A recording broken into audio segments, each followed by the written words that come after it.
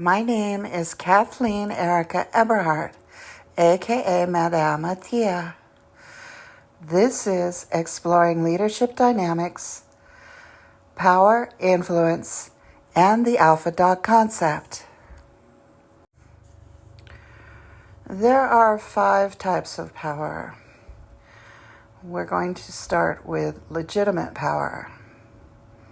Legitimate power stems from a formal position or authority within a group or organization. It is the type of power granted to someone in a leadership role, like a manager, director, or team leader. People comply because they recognize the authority of the role itself. However, legitimate power isn't just about holding a title. It's also about using that position responsibly. Effective leaders balance authority with fairness, ensuring trust and respect among team members. When legitimate power is misused, it can breed resentment. But when applied thoughtfully, it fosters structure, order, and progress. The next type of power we will discuss is called reward power. Reward power is the ability to influence others by offering incentives or positive outcomes. This could be anything from promotions and bonuses to recognition and praise. People are motivated to comply because they desire the rewards being offered. In the workplace, leaders use reward power to encourage performance and inspire loyalty. But the key is balance. Over-reliance on rewards can lead to dependency, while strategic use can boost morale, productivity, and trust.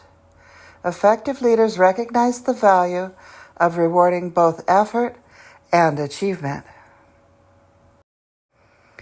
Now we come to coercive power. Coercive power is the ability to influence behavior through threats or punishments. It's often seen as the most negative form of power, as it relies on fear rather than trust or admiration. For example, a manager might enforce deadlines by threatening demotions or poor performance reviews. While coercive power can create compliance, it often leads to resentment or disengagement over time. Effective leaders use this power sparingly, focusing instead on positive forms of influence. When coercive power is necessary, clarity and fairness are key. Now we come to expert power. Expert power is rooted in knowledge and specialized skills. It's the influence someone holds because they are seen as a credible authority in their field. For example, a skilled engineer or experienced professor wields expert power when others seek their guidance. Unlike positional authority, expert power doesn't depend on a title. It's earned through expertise, trust, and consistent performance. In team settings, expert power fosters collaboration and innovation as people look to those with the knowledge to lead them forward. The 5th and final type of power is referent power. Now, referent power is all about influence through admiration, respect, and personal connection. Leaders with referent power inspire others because of who they are, not just what they do. It's rooted in charisma, trust, and likability. Do you notice how trust is a recurring theme? People follow because they want to, not because they have to. In the workplace, Referent power builds strong relationships and fosters unity. However, it must be used authentically. Forced charisma rarely works. True referent power comes from being genuine, approachable, and a role model for others.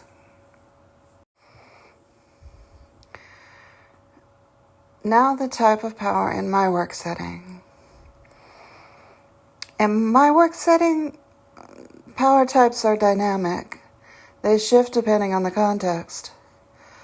While referent power plays a central role, fostering trust, again with trust, collaboration. Other forms of power, like legitimate and expert power, are also essential. Leaders guide through their formal authority, but expertise and knowledge often shape decisions. Reward power motivates team members, while coercive power is used sparingly to maintain accountability. Together, these types of power create a balanced, adaptable environment where every team member's strengths contribute to shared goals.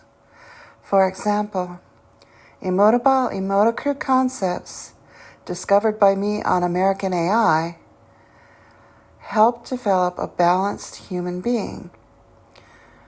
My psychological and technological expertise was understood and embraced by Libya.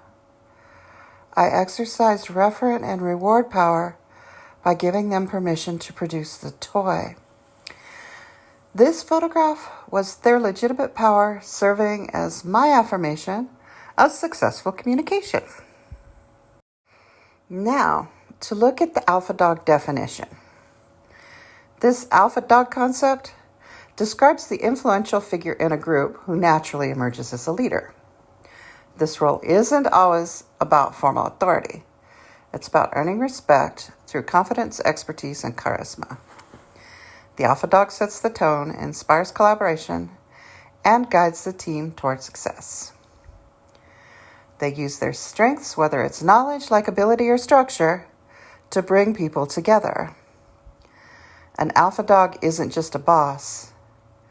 They are the person everyone looks to for guidance and support. Finally, alpha dog application to my work. In my work, the alpha dog concept comes to life through collaborative leadership. As the alpha, I lead by example, earning trust through fairness, knowledge, and inclusivity. Although I must tread lightly and be respectful at all times, because inclusivity means different things to different people, you see. I can be powerful through listening. While I guide the team, I empower others to step into leadership roles when their strengths are necessary. This adaptability creates a dynamic, resilient group where expertise and charisma coexist.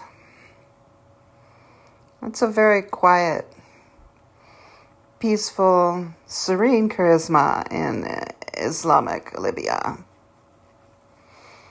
Thankfully, by embodying the Alpha Dog's principles, I ensure every team member feels valued, our collective goals remain in focus, and results consistently exceed expectations for everybody.